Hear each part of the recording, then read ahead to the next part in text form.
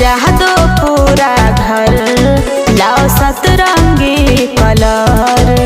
लगा दो थोड़ा काजल, लागे न किसी की नजर। और सबको बुलाओ, और सबको बुलाओ, आज आया शुभ दिन। आज है अंशुमन का जन्मदिन, बड़ा वाला केक लाओ और नमकीन। आज है अंशुमन का जन्मदिन।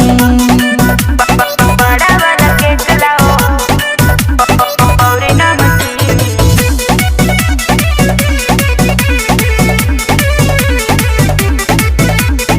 मामे के साथ नाचे मामा जी, करो न कोई माना जी।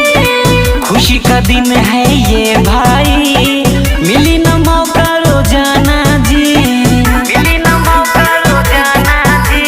मामे के साथ नाचे मामा जी, करो न कोई माना जी।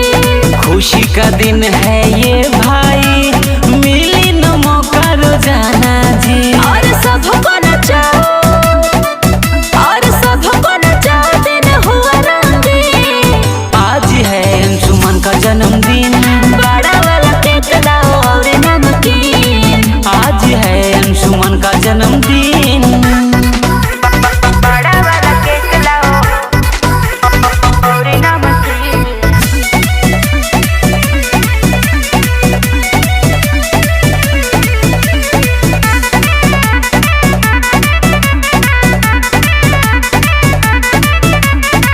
देता सभे दुआ हो, फूफा के साथ में बुआ हो।